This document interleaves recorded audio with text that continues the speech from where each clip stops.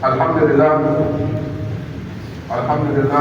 رب العالمين، والصلاة والسلام على أشرف الأنبياء وإمام المرسلين سيدنا وحبيبنا ومولانا محمد وعلى آله وأصحابه وسلم تسليما كثيرا. Chers frères et sœurs, nous remercions Allah, le Tout-Puissant, le Tout-Miséricordieux et le Très Miséricordieux, Seigneur de l'univers. Nous attestons qu'il n'y a point de divinité autre Allah, le seul, unique, sans associé. Nous attestons également que notre prophète Mohammed sallallahu alayhi wa sallam est le serviteur d'Allah et son envoyé.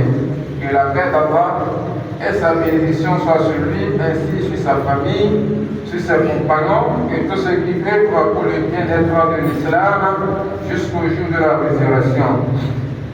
Chaque serviteur d'Allah, craignez Allah, votre Seigneur, comme il le faut et comme il se doit.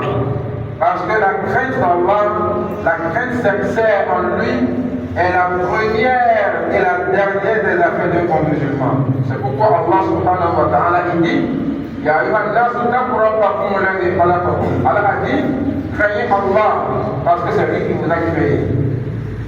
Il nous est obligé de le craindre dès notre créature. C'est pourquoi il nous a obligé également de le craindre après notre vie de ce bas monde. C'est pourquoi il dit Allah a dit craignez-moi Allah et craignez le jour que vous retournerez chez votre Seigneur subhanahu wa ta'ala. Chaque serviteur, il y en a quelques épreuves et des tests, des amènes qui attendent chacun de nous au jour du jugement. Et chacun passera pour répondre à cette test et il n'y aura personne pour nous aider à répondre à ces questions ou bien trouver quelqu'un qui va s'asseoir à côté de nous pour souffler ses réponses au moment où on est en train de faire face à ces épreuves. Et cet examen, c'est ça qui déterminera la destination finale de tout un chacun de nous. Et l'examinateur, c'est-à-dire le contrôleur, et le candidat est celui qui fait l'examen, seront toujours dans un même lieu, là où il n'y a pas de tricherie et il n'y a pas ni de manigance. Si toutes les questions posées sont bien répondues, celui-là aura la réussite qui lui assurera un futur bonheur. Mais s'il échoue à ces questions, quelle terrible la souffrance qu'il pourra rencontrer dans l'au-delà. Chers frères et sœurs, Allah le Tout-Puissant dit dans le Coran, au jour du jugement, Allah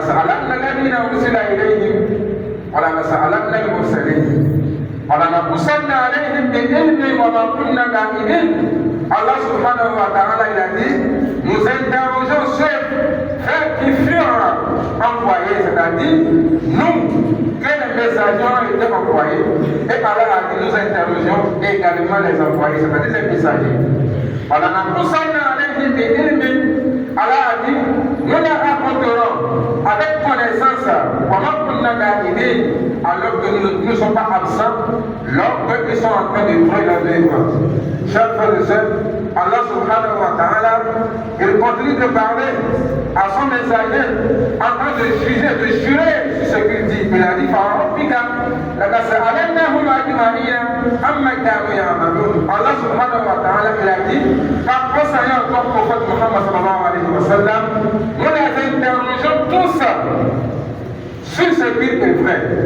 Chers frères et sœurs dans l'islam, ce sont quelques 4 questions principales parmi les questions qui se poseront lors de cette épreuve générale. Et dans d'autres riwayas, c'est-à-dire dans d'autres rapports, il y a 5 questions rapportées par Ibn Mas'ud. Et ce rapport est rapporté par Abu Bakr al-Aslami. Donc il a été retrouvé des propos recueillis, ces propos recueillis dans Sahih al-Tirmidhi, lorsque le prophète Muhammad sallallahu alayhi wa sallam, il dit La tazulu qadama abna, la tazulu qadama abdin yawm al-qiyamati hatta yus'al. Le prophète Muhammad sallallahu alayhi wa sallam, il a dit les 2 pieds d'un serviteur ne bougeront pas au jour du jugement devant son Seigneur subhanahu wa ta'ala, tant qu'il n'aura pas été interrogé sur 4 choses. La première des choses, fima fi umrihi fima afnahu. Cette question, l'homme devra se préparer dès aujourd'hui pour y répondre à cette question, ou bien à cette question demeure dans l'au-delà. Et le prophète Mohammed sallallahu alayhi wa sallam a dit, l'homme sera interrogé sur sa vie, dans quoi il a été passé, c'est-à-dire dans quoi l'a-t-il passé sa vie. L'a-t-il passé dans l'obéissance dans son Seigneur subhanahu wa ta'ala, ou bien dans sa désobéissance depuis lors qu'il a eu l'âge de pureté.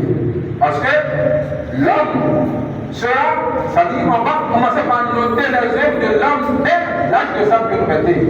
Et la pureté d'un garçon, c'est-à-dire